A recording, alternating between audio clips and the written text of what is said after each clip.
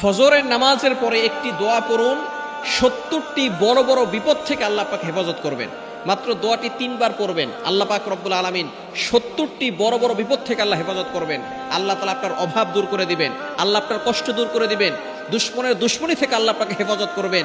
এবং ফজরের নামাজের পরে আমলটা করলে পরবর্তী ফজর পর্যন্ত আল্লাহ পাক রব্বুল আলামিন আপনাকে প্রটেক্ট করবেন, হেফাজত করবেন। খুবই চমৎকার একটি দোয়া। ফজরের নামাজ অবশ্যই পড়তে হবে। আমরা অনেকে ফজরের নামাজই পড়ি না, ফজরের সময় আমরা ঘুমিয়ে থাকি। যারা জীবনে বরকত পেতে চান অবশ্যই ফজরের নামাজ পড়বেন, কারণ নবীজি সাল্লাল্লাহু আলাইহি ওয়াসাল্লাম এই ফজরের সময়টার জন্য বরকতের দোয়া করেছেন। আল্লাহুম্মা বারিক লি উম্মতি ফি বুকুরিহা, আয় আল্লাহ আমার উম্মতের সকালটা তুমি বরকতময় করে দাও। এই দোয়া নবী সাল্লাল্লাহু আলাইহি ওয়াসাল্লাম বলে দিয়েছেন, বুখারী শরীফের হাদিস। আল্লাহ পাক রব্বুল আলামিন ফজরের সময়টাকে বরকত করে দিয়েছেন, বরকতময় করেছেন। সুতরাং আপনি ফজরের নামাজ পড়বেন, বিশেষ করে ফজরের সুন্নাত পড়বেন। যে ব্যক্তি ফজরের সুন্নাত পড়লো, এই সুন্নত 2 রাকাত সুন্নতের এত দাম, দুনিয়া ও দুনিয়ার ভিতরে যা কিছু আছে সবচেয়ে উত্তম হচ্ছে ফজরের 2 রাকাত সুন্নত। কেন মাজিদের আপনি কল্পনা করতে পারছেন?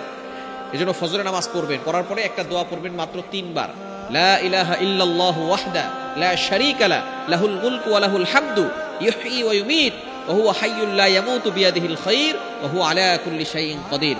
এই দোয়াটা যদি আপনি 3 বার পড়তে পারেন, ৭০টি বড় বড় বিপদ থেকে আল্লাহ আপনাকে হেফাজত করবেন, বিপদ দূর করবেন, দুশমনের দুশমনি থেকে আল্লাহ হেফাজত করবেন, অভাব দূর করে দিবেন, আপনাকে বড় বড় রোগ থেকে আল্লাহ হেফাজত করবেন।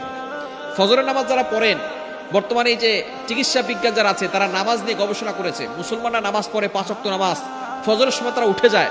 দেখবেন যাদের ডায়াবেটিস, তারা চিকিৎসা বিজ্ঞান যারা আছে, মুসলমান না, তারা বলে যে ফজরের সময় আপনারা একটু হাঁটবেন, সুবে সাদিকের সময় হাঁটবেন, সকালের বেলা সূর্য ওঠার আগে আপনারা হাঁটবেন এবং সূর্যের হালকা আলো নিবেন। কিন্তু চিকিৎসা বিজ্ঞান এই সময়ের কথা বলছে। আর আল্লাহ পাক রব্বুল আলামিন ১৫০০ বছর আগে নবী সাল্লাল্লাহু আলাইহি ওয়াসাল্লামের মাধ্যমে জানিয়ে দিয়েছেন, ফজরের সময় উঠে তোমরা নামাজ পড়বা। যখন আপনি নামাজ পড়তে যাবেন তখন একটু হাঁটাহাঁটি হবে, মসজিদে হেঁটে হেঁটে যাবেন, নামাজ পড়বেন, আবার মসজিদ থেকে হেঁটে হেঁটে আসবেন। এই যে আপনার হাঁটা হচ্ছে, আর নামাজের মতো কোনো ব্যায়াম আর হতে পারে না। যখন কোনো ব্যক্তি নামাজ পড়ে তার প্রতিটি অঙ্গ প্রত্যঙ্গের ব্যায়াম হয়ে যায়। এজন্য নবীজি সাল্লাল্লাহু আলাইহি ওয়াসাল্লাম এবং আল্লাহ পাক রব্বুল আলামিন ইসলামের যে বিধানগুলো দিয়েছেন, সেখানেই কোনো ব্যক্তি যদি ইসলামের বিধান মানে, নবীজির সুন্নত মানে, যেই যে স্থানে যেই যে সুন্নত আছে সেটা যদি মানতে পারে, তাহলে সেই ব্যক্তি জান্নাতেও যেতে পারবে এবং দুনিয়াতে সুস্থ থাকতে পারবে।